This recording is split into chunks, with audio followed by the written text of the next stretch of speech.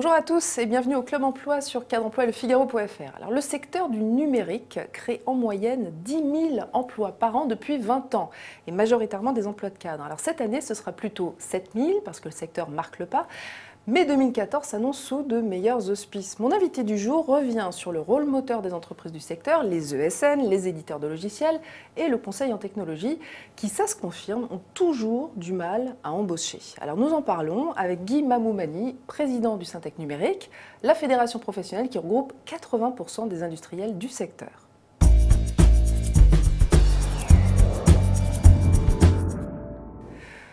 Bonjour Guy Mamoumani. Bonjour. Soyez le bienvenu. Merci. Alors vous avez présenté ce mercredi les résultats du secteur au nom du Syntec Numérique en termes de croissance et d'emploi. Le secteur est en légère décroissance, moins 0,3%, mais il a continué de créer des emplois. Combien en 2013 d'après vous? Écoutez, le dernier chiffre connu, c'est celui de 2012 où on a créé 7 000 emplois nets et je pense que sur 2013, ça sera légèrement inférieur. Il faut quand même souligner que bon an, mal an, et j'allais dire depuis des années, nous faisons 30 à 40 000 offres d'emploi pour le secteur. Oui, voilà, donc on ne confond pas création d'emploi et offre d'emploi. Alors ça veut dire quand même que sans l'économie numérique, le chômage serait sans doute pire que les chiffres que nous connaissons. Ah, j'en suis convaincu, d'abord parce que, comme vous l'avez dit, c'est 10 000 créations nettes par an depuis 20 ans, donc ça pèse. Et en plus, j'ai la conviction que pour tous les emplois détruits par la modernisation, il y a une création d'emplois induits très très important, justement grâce au numérique. Ouais. Alors dans votre bilan annuel présenté ce mercredi, on note que les éditeurs de logiciels s'en sortent un peu mieux que les autres. Ils sont à 1,4% de croissance. Alors 65% d'entre eux prévoient d'embaucher, c'est écrit dans le rapport. Qui sont ces éditeurs? Alors, comment est-ce qu'on peut les repérer? Écoutez, c'est formidable. Vous savez, on est un peu dans une sorte de marasme économique actuellement.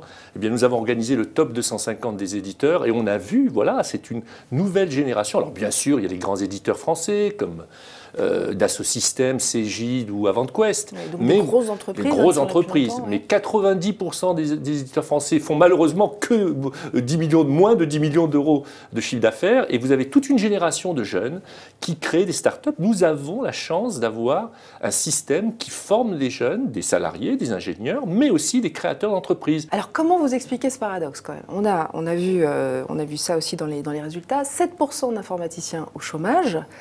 Et en parallèle, les membres du Syntec Numérique qui annoncent connaître des pénuries d'emplois. Comment ça se passe? Comment est-ce que vous expliquez ça? Bien écoutez, alors d'abord parce que il faut quand même bien le préciser. Quand vous dites 7% de chômage, d'abord c'est beaucoup moins que la moyenne nationale. C'est vrai, 12, on peut le souligner. Mais c'est quand même insupportable. Ouais. C'est même encore moins sur les bacs plus 5. Voilà, dès que vous rentrez dans les bacs plus 5, les ingénieurs, vous êtes à 4%, ce qui veut dire un chômage quasi structurel et pas de chômage, donc en fait. Donc déjà, le bac plus 5 protège, et c'est le message que nous passons à tous les jeunes, faites le maximum d'études possibles parce que ça vous permettra d'avoir un emploi très facilement dans le numérique.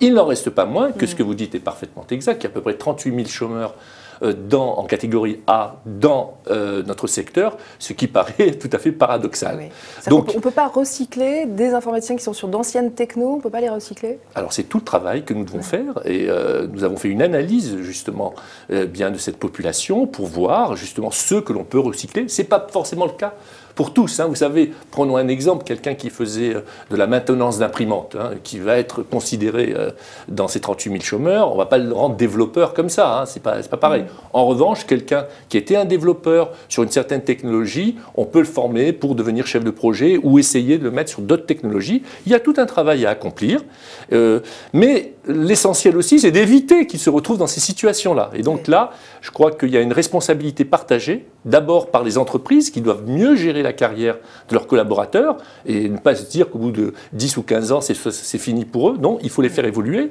dans les nouvelles technos. C'est exactement ça. Évidemment. Et puis, il y a aussi la responsabilité du collaborateur lui-même qui doit se prendre en charge, qui doit acquérir des compétences métiers, ce qui lui donne tout à fait une valeur différente. Vous prenez un senior, entre guillemets, de 45 ans, qui est juste dans la techno, il aura du mal, parce qu'il sera sur une techno un peu dépassée. En revanche, s'il a une compétence métier dans la banque ou l'usine retraite, on se l'arrachera. Alors, une bonne nouvelle aussi, quand même, le secteur a de nouveaux besoins en compétences, vous le rappeliez. Ce sont des compétences qui sont à cheval entre le marketing et l'informatique. Beaucoup de demandes, beaucoup d'offres d'emploi sur ces métiers. Alors, ça représente combien d'emplois à peu près? Vous avez une idée? Écoutez, ce n'est pas fini. Ouais, Je pense que commencer, ce sont, à mon avis, pour l'instant, des milliers d'emplois. Alors, ouais. les compétences dont vous parlez sont, par exemple, dans le big data, où il y a de nouveaux métiers qui apparaissent. Le data scientist, c'est quelque chose qui n'existait pas encore il y a 1 an, 2 ans. Hein. Et donc, aujourd'hui, c'est tout à fait recherché. Vous avez des formations chez Télécom Paris Tech qui en forment 30 par an. Vous voyez, mais on pourrait en faire 10 fois, 100 fois plus. Hein. Et il serait recruté. Mais c'est sûr, il y a une telle demande. Pour donner un ordre d'idée, on ne l'a pas en Europe, mais aux États-Unis, on estime à 5 ans le besoin de 200 000 data scientists. Donc, vous voyez, c'est absolument colossal. Et c'est pareil pour les métiers du web, en effet, où vous avez toute une ouverture de nouveaux métiers. D'ailleurs, l'APEC a sorti un document avec 15 nouveaux métiers dans le monde de l'informatique qui n'existaient pas. Qui est un début de travail, effectivement. Tout à fait. Alors, à propos de travail, justement, le gouvernement a demandé au Syntec de plancher sur une étude prospective sur les réels besoins en main-d'œuvre de votre secteur.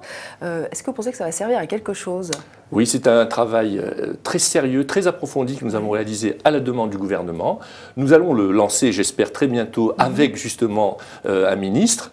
Le ministre le plus concerné. Il est prêt, ça y est, on vient de finir cette étude. Ouais, c'est une cartographie. C'est une cartographie, exactement. C'est une cartographie qui répond un peu à votre question précédente parce qu'on va pouvoir anticiper les besoins que vous allez avoir pour justement d'abord reconvertir peut-être des seniors en place, par exemple, anticiper les besoins pour des jeunes pour plus tard, et puis évaluer la transformation que l'on doit faire pour les chômeurs, parce que justement, il y a beaucoup de métiers où on est convaincu, ce ne sera pas le cas pour tous, mais pour une grande partie, où on peut faire des choses pour les rendre réemployables. Alors en France, en général, quand on fait un rapport ou une commission, c'est pas bon signe, c'est qu'on veut enterrer un sujet. Vous pensez qu'il a de l'avenir, votre sujet ? En tout cas, il a de l'avenir parce que ce n'est pas avec le Syntec numérique qu'on enterre les choses. Comme vous le savez, le travail qu'on a fait pour les jeunes, pour femmes du numérique et autres, a toujours porté des fruits. Alors, dans votre bilan, ce qu'on voit aussi, c'est que l'offshore progresse, plus 10% cette année, donc c'est un signe qui est important. Certains de vos clients décident donc de délocaliser des emplois à l'étranger, tout simplement. Est-ce que ça ne va pas détruire des emplois en France ? Est-ce que vous êtes inquiet par cette tendance ? D'abord, je suis inquiet, mais ce n'est pas de la délocalisation, justement. C'est-à-dire que l'offshore, c'est une pièce d'un dispositif industriel qui peut même permettre de créer des emplois en France. C'est que justement, parce que vous gagnez en compétitivité dans vos offres. Le problème, c'est que ça, c'est la façon vertueuse de le présenter. Mais il y a une autre façon de le présenter, c'est justement le fait que nos clients, très souvent, abordent l'informatique, le numérique, par le prix. Oui. Et à ce moment-là, donc, on veut chercher à acheter la compétence la moins chère possible. Donc, les prestataires fournissent la qualité plutôt médiocre. Low cost. Et ça finit par une recherche d'offshore. Et là, on rentre dans la délocalisation. Donc là, il y a justement une frontière à ne pas franchir, qu'on n'avait pas encore franchie en France, sur laquelle je suis très vigilant. Et je pense qu'il faut que nos clients prennent conscience que le numérique n'est pas un centre de coût, mais un centre d'investissement, un centre de transformation, et donc c'est l'avenir de leur entreprise. Par conséquent, il ne faut pas réfléchir juste par le prix. Est-ce qu'il y a des secteurs qui offshoreisent plus que d'autres ? Je ne peux pas dire ça. Alors, vous avez des secteurs qui, par nature même, sont mondialisés, comme l'industrie, et évidemment, les centres de décision changeant au fur et à mesure de leur mondialisation, il y a des choses qui se passent à l'étranger. C'est pas ce que j'appelle de l'offshore. Guy Mamou-Mani, un jour vous quitterez la présidence du Syntec numérique, forcément. Quel est le chantier que vous voudriez avoir terminé ? Alors, dont vous seriez le plus fier ? D'abord, je peux le dire en public, c'est sûr que ce sera terminé dans 2 ans, puisque je viens d'être réélu, et je me suis engagé à ne pas me représenter de toute façon. Et par ailleurs, il y a un chantier qui tombe bien aujourd'hui, que j'ai annoncé au moment de ma réélection, c'est la formation, l'emploi, la jeunesse.